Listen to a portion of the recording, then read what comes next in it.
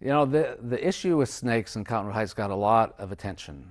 We had a resident who was a hobbyist and had a collection of boa constrictors in his basement. They were very well taken care of, but the neighbors had some grave concerns about the safety and the issues surrounding that.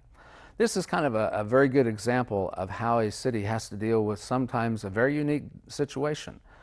The citizens living nearby felt like he should not be permitted to keep those snakes. Unfortunately, our city code was ambiguous on what the law was regarding retaining those kinds of snakes. He did have to have a license, and he did obtain a license for the snakes. But the question was that appropriate? Well, the first thing we look at in those kinds of situations is what is it doing to the health, safety, and welfare of the citizens and the neighborhood? Is there a threat to health, safety, and welfare? When there is, that's our first priority, is to address health, safety, and welfare issues.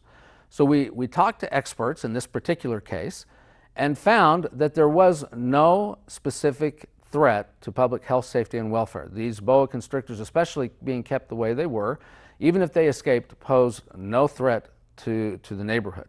In fact, the 30 snakes that were there were less of a threat than a dog. And so the experts said there was really no threat to health, safety, and welfare. The next thing was, what does it do to the neighborhood? Is there a compelling reason for government, in this case city government, to say what someone can and cannot do within the confines of their own home? That's a very, very important issue. I am one who believes in restrained government. I'm not a believer that government should come in and dictate everything you can and cannot do in your home.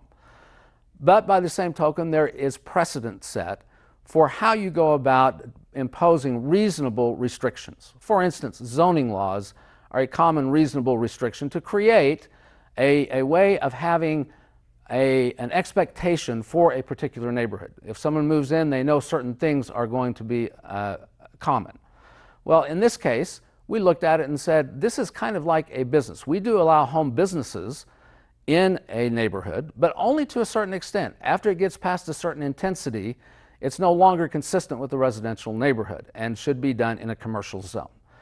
So we looked at it that way, and I personally felt like instead of taking the approach of just imposing the will of some neighbors or even a few council members, we needed to look at what was really important, what is the basis for the government to take action that would restrict someone's activities within their own home.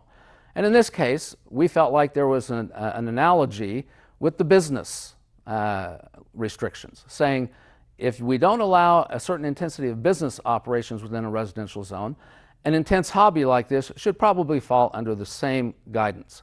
So we are looking at beefing up our ordinance to restrict how many live animals you might be able to keep, exotics, inside the home, not outside the home, but inside the home.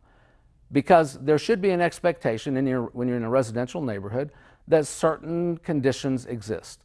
And so if someone has 300 snakes, that's probably not a reasonable condition. If they have 30 or 40, if they're kept properly and are taken care of and don't pose a threat, that may be okay. And that is what we're looking at right now. So in my opinion, the snake issue wasn't just a matter of not being responsive to some neighbors who were concerned. It was really a question of private property rights. And what should the government do in a situation like that to balance the rights of one against the rights of the others? And in this case, we just had to make a call. And I believe that the ordinance that we come out with will have some appeal to some and some appeal to others, and hopefully in the end is something everybody can live with.